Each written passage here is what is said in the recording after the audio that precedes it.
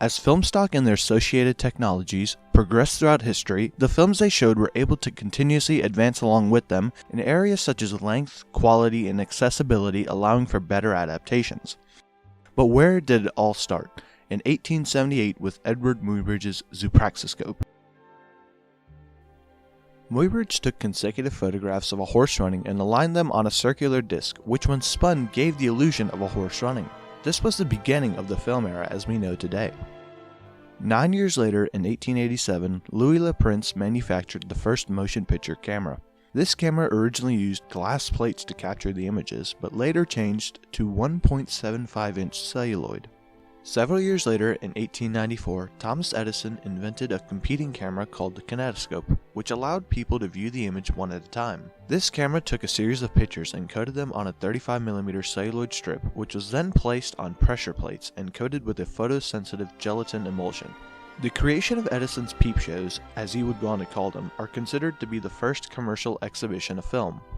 1 year later in France, the Lumiere brothers created the cinematograph, which was able to both print and project it. As a result, they filmed and showcased the arrival of a train at La Ciotat, which was the first commercial projection of a film.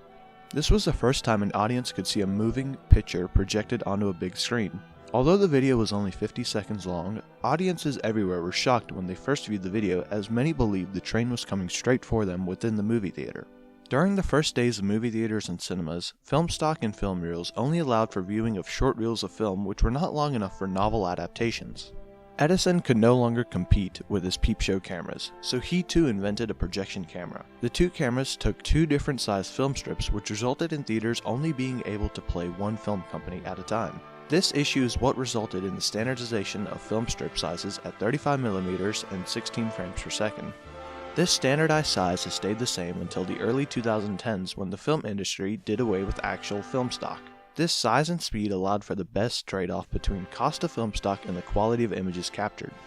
Once film strips were standardized and projection cameras became the new norm, the first major motion picture companies began to emerge, and film companies were able to experiment more with film styles and the film strips themselves. In 1896, the first color film arises when Alice Guy Blache paints color onto each individual frame. However, this was a long and tedious process that would not be used very frequently. As movies began to get longer, George Eastman realized there needed to be a better system for running film through the cameras. He came up with the idea of placing film on rolls to consolidate, but not damage the films. He also added sprocket holes so the camera could grab the film strips and rotate them itself. Despite the popularity of movies, early film was still highly unstable. Film stock was manufactured on a nitrate film base, which is highly flammable. Running the film through cameras at high speeds creates friction, which in turn caused a number of accidental fires in the projection booths. These cameras also caused film to degrade over time as the chemicals within the film were unstable for long periods of time. The first colored systems were additive, which did not require the need for a special type of film as the color was simply applied onto the surface of the film stock. These early processes proved to be wasteful of light and produced substantially dimmer film than contemporary black and white imagery. Subtractive light processes required special film that was much more expensive, but the final product appeared much better when compared to the cheaper counterpart. One of the first most popular subtractive color technologies was Process 2 Technicolor. Invented in 1921, Process 2 Technicolor became the most widely used color process in Hollywood for over 3 decades. This technique was used in spite of its high cost and its camera's bulky sound blimps due to widespread audience favorability. Although color film had been around since the first film stock was invented, color didn't become popular or particularly good until Process 4 Technicolor. Color allowed for better adaptations as color is a powerful tool in visual storytelling. Color also allowed films to set moods and display themes by using the connection between color and emotion. In 1921, Theodore Case began to work with adding sound waves to film strips. The audio waves would be printed onto the side of the film and played at the same time by a separate phonograph when the film entered the projector. Initially, Hollywood was not a fan of this method of adding sound waves to movies.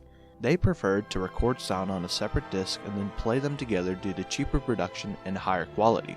However, as technology advanced, audio waves on film strips eventually became prevalent because of the inherent synchronization of the film and its sound. The first novel adaptation was Les Mis in 1909. This was also the first feature-length film released, but it was released as a 4-part film in which each part was released individually over the course of 3 months.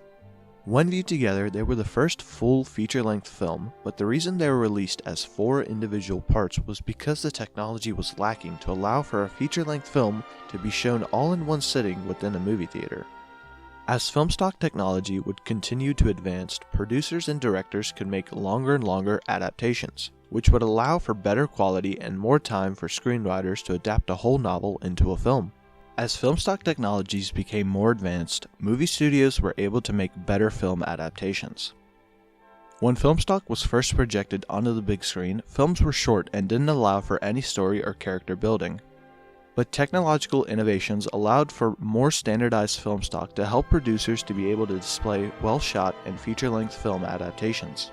From adding color to the increased stability of film stock, many technological advances allowed us to view our favorite novels on the big screen.